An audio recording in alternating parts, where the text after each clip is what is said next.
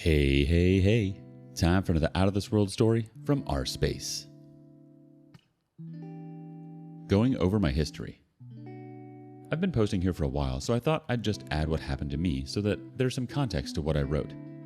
Bear with me, it's been a while since I lived it, and I've chugged a bunch of caffeine because my 3-year-old was up all night with a pretty wicked cold.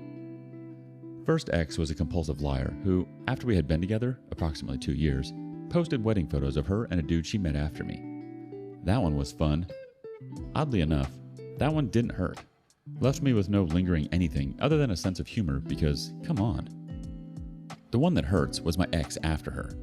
We met online, got on real well, and I moved 1,500 miles from home to be with her. My stuff was fresh off the truck when I was with her on her bed, and we were spooning while watching the TV. She was texting, and I looked at it. She was texting the affair partner. He couldn't wait to introduce her to his parents, and she couldn't wait for it either. Strange thing to do and say when I'm right there, but okay. When I went to leave to go back to my apartment, I told her what I saw. She blew up, yelling, shouting, all this nonsense about how dare I do such a thing, blah, blah, blah. I go home, don't sleep, go to her parents' house first thing in the morning, where we talk. She's still being a complete and utter piece of trash, so her dad takes her to another room for a few minutes. When she comes out, it's all tears, apologies, 1,000 hollow words. She swore to me that she cut him off. She wouldn't see him, all this nonsense. The fun bit? They were classmates in a nursing program, so they spent all day together. I couldn't verify what they were and weren't doing. Note, this is why you'll see so many posts about them learning to be better at hiding it. She did. She hid it well. A little while after it, she told me that at school he tried to kiss her and that she rebuffed his advances. Okay, you were supposed to not be near him. Whatever. Then the anger from her started to get really wild. Another classmate from school wanted to fight her. Turns out the affair partner in this classmate got it on and was jealous of my ex. And she was furious that I wasn't doing anything about it. This is the first I was hearing about it. I have no idea who this lady is, and her school was about an hour away from where we lived. It got worse and worse and worse. Also, she got really scared about getting pregnant. Carried a bunch of pregnancy tests with her. Sat me down a lot to tell me she might be pregnant. She had me drop her off at Planned Parenthood once for a checkup that took a few hours since she had no insurance and apparently they're good for that? Can't verify if it was on the up and up, but I remember getting angry because I've never waited that long for a doctor's appointment. Another fun bit was that she got placed at the retirement home a little drive from us, so she, obviously, had to stay at her brother's house once a week. Don't think she was doing that. Her brother lived one city over from the affair partner. Gonna add, the affair partner looks eerily like me. He looks the way I'd look if I had never started lifting. That's a fun thing to think about. That she clearly has a type and still managed to affair down. Then November hit. She asked me to go on a drive and she told me she was thinking of dropping out of school. The one she met the affair partner at. I don't know with 100% certainty what the case was, but I do believe that he gave her an ultimatum between us and that's why she left. Fine by me, I thought. I didn't know that she was obviously still seeing him. She was going to return to the school I was attending. We'd see each other more often. Cool beans. Then time moves on, and I honestly can't really remember anything suspicious going on. However, if you've made it this far, you've seen clearly I'm too trusting. She again dropped out of school, this time to work. Maybe something happened. Her behavior throughout this whole period got markedly worse. She was drinking often. Maybe guilt from the affair. Maybe she started a new one. I have absolutely no idea. We finally moved back to my hometown. I'm pretty confident that she reaches out to her affair partner again this time. Oh, I just remembered that she flew back to her hometown for a few days at this point to visit her sister for her birthday. Oh my god, the Glufio, you stupid son of a gun. Okay, so now something makes a little more sense. Her behavior leading up to the trip and afterwards derails. Lots of hostilities, lots of screaming, telling me that she's faking in bed and or thinking of other guys. And after years of this, I'm beat down. I had zero self-esteem. She drained me of my life, my soul, my everything. She tells me she's going back. Stupid me decides to join her. And then it gets worse. She gets a job working with her brother at a company just outside of town. I'm very confident that she's meeting the affair partner or someone else at this time. For me, the tipping point was that she wasn't answering her phone one night, coming home several hours after her shift at work because allegedly the custodial staff didn't show up. Right. Okay. At this point, I'm getting hit, screamed at for any slight, real or imagined. She's telling me that our kids aren't going to be raised knowing anything of my culture. Dad is an immigrant, trying to make me sleep on the sofa. Dead bedroom for about 6 months at this point. Finding mysterious stains in my car, and then she pulls this? This is when it really clicks that I don't need to be treated like this. I finally decide to grow a spine and tell her I'm done. It was a week after Valentine's Day that I left, I believe. Had my brother fly up to help me drive down. Lots of messages from her oscillating from, "Please come back, I'll do anything," to just venom. I didn't do no contact, so I got to hear about her bringing men to the apartment we shared and nailing her to the bed we used to sleep on. Then, her meeting a guy and how she was in love with him.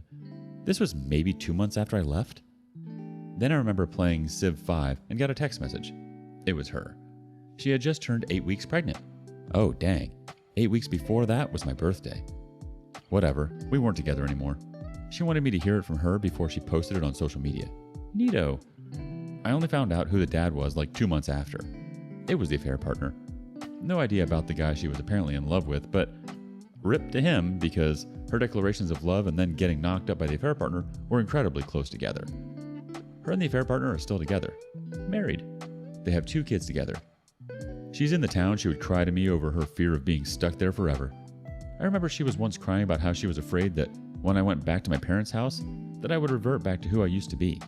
Which is a really funny statement because I'm still someone who has never cheated, and I grew so much after I cut her out of my life. Honestly, it's pretty remarkable how much better my life became after she was no longer in it. After a few years, lots of exciting and new experiences, I met my wife. Glorious woman, stunning, a heart of gold, a remarkable wife, and a few years ago, she became a wonderful mother. Had I stayed, I never would have met my wife, had my kids, started this company that gives me a lot of freedom, and we're closing on our new house next week. My ex hated the idea of me doing anything or displaying ambition. My wife cheers me on continuously. I remember the joy in my ex's voice when she said how happy she was that I gave up on my dream of going to law school. My wife encouraged me to go and cheered me on every step of the way until I dropped out because it turns out I really hated it. My ex hated the idea of leaving the country. My wife and I honeymooned outside the US and cruised a lot. I won. Don't know if there's a polite way to say it, but I really did. My life is so much better than it was then that it's incredible to think about how far I've come. I've made so many great new memories, met great new people, and my life really has turned around in ways I never thought possible. To wrap this up, I suppose things aren't all too great for them because my ex, since she reached out a year ago to, I guess, try and make amends with me, apologizing for all the things she said and did, and to tell me that there's a place in her heart for me because I was her first love. Oh well, sucks to suck, am I right? Our first reaction comes from Suspicious Weekend 284. Block her and move forward. Stop analyzing. Stop looking into the past. Stop revisiting, etc. Focus on the now. Focus on your own mental health and well-being. Another comment from Accomplished Ferret 70. Doug Lufio, it does indeed suck to suck. If you had posted your story when you were still with your crazy cheating ex, asking us whether we thought she was cheating, how you could convince her to pick you, and what you could do to somehow convince yourself that you could work things out, folks here would have been beating up on you pretty hard, and I would have thought to myself that you needed to hear it. But I am very glad to hear your story now. You really should be proud of yourself. Well played, my friend. You won the long game. Congratulations and best wishes. Moving on. Wife is upset I don't trust her, is having second thoughts about the baby. My 27 male wife, Amy, 30 female, had an infidelity episode. We've been together for almost 7 years, I believe. Since college, we got married a year or so after. It's a long and frankly tiring story to repeat, but I'm aware my behavior needs context. To start, she lost weight. In her words, felt attractive for the first time in her life. She has always been pretty, but was mostly into the whole body positivity movement, till we started losing weight due to a medical concern. She and her friends started showing themselves online to strangers behind my back, and my wife got addicted to the attention. When her friend tried to get her to calm it down, as she started going too far, doing private cams, sexting, and accepting money from folks for private streams, she apparently didn't listen. I knew something was up with the lying, secrecy, gaslighting, and all that, but the final straw was overhearing a convo between Mimi, 30 female, and Amy, where Mimi told her she was taking things too far and that she was going over the line, but I wasn't sure how or what it was about. And Mimi threatened to tell me herself if Amy didn't talk to me. I never thought at the time, but looking back, someone else would have considered this a sign that Amy was cheating on me with Mimi. I mean, they kind of were. But given our sexual history with Mimi, that was neither a question or an alarm. I confronted Mimi while Amy was at work, telling her she and Amy can come get her stuff, and Mimi spilled the beans, and told me the fight was because Mimi, who was an OF, warned Amy not to talk to people privately, do private cams, or any of that. And she found Amy doing that behind her back, and a particular fan was getting very insistent and offered Amy a huge chunk of money to do more. He had sent the money. Amy told Mimi that she had no intention of cheating, though she basically already was, and that she would just keep the guy's money, something like $5,000, as it was sent to her PayPal as a gift, and she never agreed to it. But she had been camming for the guy and sexting with him. To wrap up the recap, I was furious, confronted my wife, heard her side of the story, because we are definitely not hurting for money by even the most liberal stretch of the imagination. Found out from her that it had nothing to do with the sexual gratification or wanting to duck other guys, which she claimed she didn't, or me or my performance as a lover or a partner. She had got addicted to the attention, the gratification, the fact that these people desired her enough to pay to see it, and all that. I took my leave of the house for about 4 months, left the state. Everyone went to therapy. We ended up deciding to reconcile, and it was a long process to get back to anything close to me not being randomly feeling betrayed, angry, and disgusted. I will go on record saying Mimi and Amy's sister, Sissy, are both thin and attractive, but in my opinion, neither are as attractive as my wife. At least not to me. My wife is very pretty, just was a bigger girl. Since I've always encouraged her, shared my love for her, and never disparaged her weight, I was blindsided by her body issues, as she was always aggressively pro-big girls before this. And frankly, as a sexual being, I prefer my ladies to have some meat on their bones. My wife checked all my buttons, so I wasn't sure at first where all this self-loathing was coming from. Spent a lot of time angry and blaming myself before finding out the truth. She hid it from me because she didn't want to be one of those depressing fat girls, and thought apparently if she didn't say anything, I would just keeping on, and not move on to anyone better. I asked the fact that I loved her, married her, moved halfway across the country away from all my friends and family, bought her a huge house, and worked tirelessly to make her happy wasn't enough to show that I loved her. She told me that loving her and being attracted to her are two different things. Frankly, it is a nightmare dealing with my own hate and sense of betrayal and wanting to help my wife through this mental weight that has had her down her entire life, it seems. It's not easy, but I've been managing. Through therapy, honesty, and finding out some truths, I've come to terms with a lot of my wife's insecurities. None of it excuses her behavior, but I'll give some highlights. She was bullied by her thin sister most of her life for being big. After being overweight, killed their mother. I didn't know her stepmother was not their real mother till now. She had always been sore that I had liked her sister before we got together, and thought I settled for her, and thought that all my support, love, and encouragement was just what I had to do because I was stuck with the consolation prize. There are some more, but basically, she spent the entire relationship feeling like a charity case or something. With that out of the way, current situation. Amy is pregnant. Before you ask, yes, got a paternity test as soon as it was viable. Things have been going well between us after a really rough time. Intimacy was hard for me. Even returning to my home took me time. Sleeping in the same room was a no-go for almost a year, but I feel like we've turned a corner. I'm not as certain that I'm an idiot waiting for my wife to betray me again. The problem was that things were going well and Amy's worked hard and is doing all the right things, and has for quite some time. Now she's pregnant and emotional and seemed to be very happy, though fussy about a lot of stuff. Randomly, she sat down while I was working and apologized again. She has been apologizing for a while like this, so I didn't think anything of it. She starts crying and says she almost ruined us, and that she wants to be a good mom and a better wife. She laments her actions and talks to me some more about her fears coming up. The fact that the video she put online can come back to bite her at any time and may make her life miserable at any moment. She talks about how stupid she was and how sorry she was, and how she's so happy that she was given another chance. How she knows she doesn't deserve it, or me, but that she is happy that I found it in my heart to not abandon her. I hugged her, and all was good, for about a few seconds. She then says something that irked me. She said she was happy that I trusted her enough to try. I stopped, because that was the first thing she said that felt wrong. It must have shown on my face, so she asked me what. I shrugged and told her thank you, and said it's going to be difficult for everyone, but I've made the decision to try and make it work, because I love her. She picks up on the evasive answer and asks me again what the problem was. I looked at her and told her that trust takes time. I then told her that once you break something, no matter how much you care to put it into gluing it back together, it will never be whole again. it will never be what it was.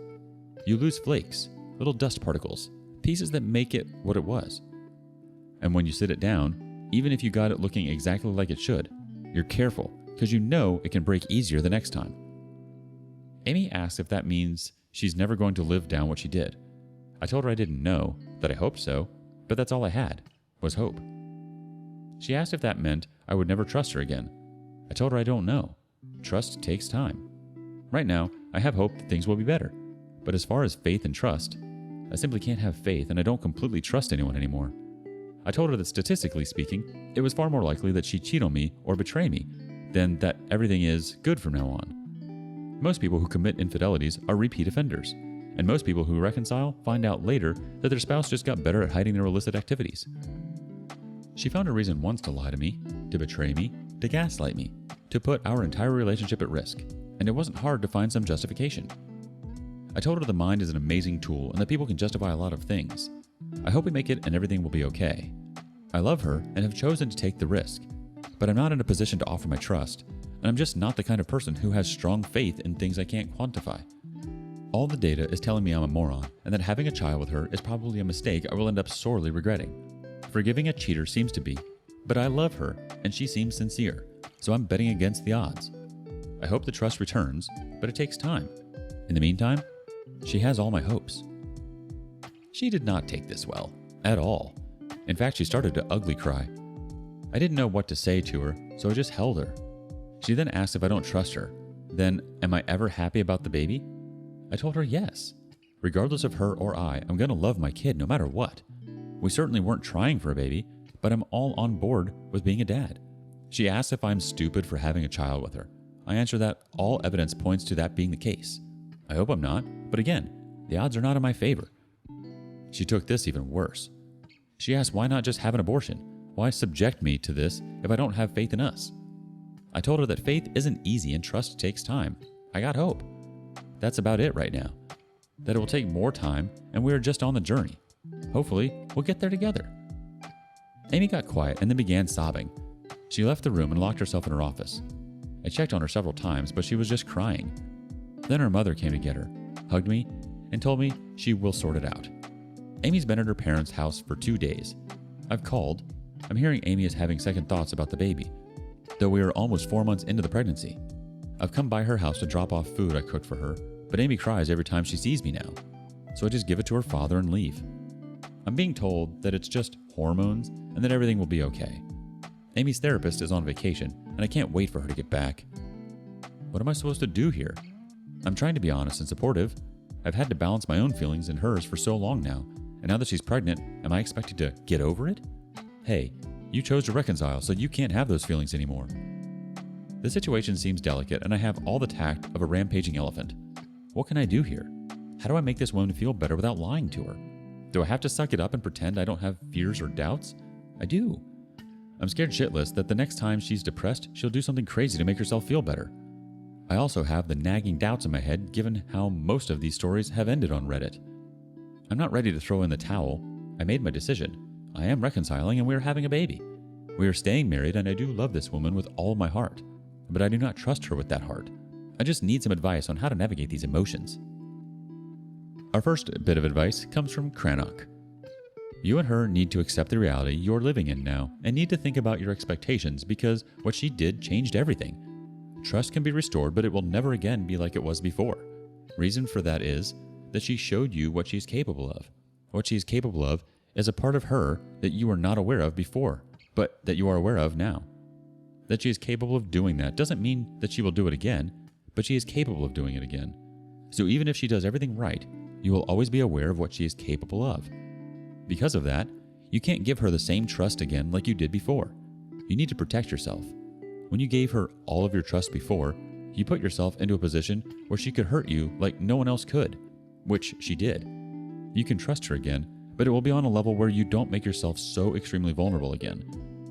You and her both need to accept that and adjust your expectations accordingly. Your marriage can still be beautiful, but it will be a different kind of beautiful. But different doesn't need to be bad. But as long as your or her expectations are to get back what you had before, you both will only find disappointment. You learned what she is capable of and need to take that into consideration. Talk about your expectations. Find out if they can be realistically achieved and if you both can find happiness in them.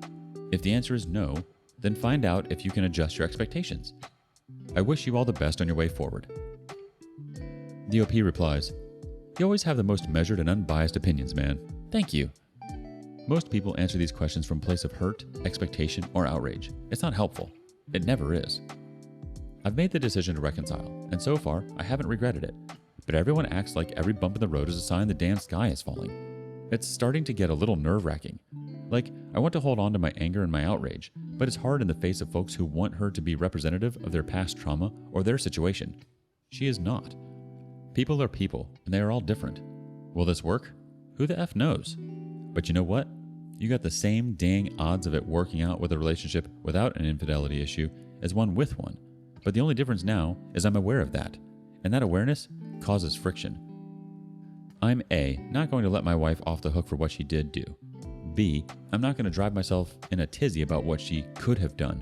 And C, I'm not going to pretend like the bad washes away the good and vice versa.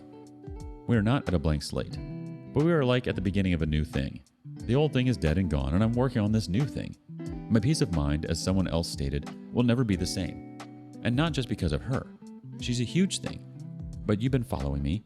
You know for a fact Amy isn't the most of my trust issues, and I'm more about people in general.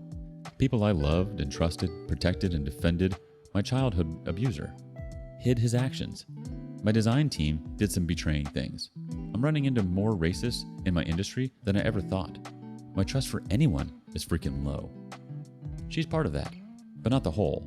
And I know walking away from her right now would be me trying to fix a general issue by doing whatever small thing I can do right now. Like hitting some kid at school because you can't fight your parents who mistreat you. Yeah, the kid may have hit you first, or may have made fun of you, or deserve some kind of retribution. But to take all that out on them would be unwise and unfair. I wish I was the type of person to make a rash decision, but I doubt I'd be happy right now or have peace of mind if I did. Fun Association 8963 says, "Nailed it." The OP responds, "I don't think this is the case, but I'm hoping it isn't. She's been pretty good about admitting her faults and mistakes in all of this. My issue is, despite doing everything right, I still don't fully trust her, nor do I think I ever will again."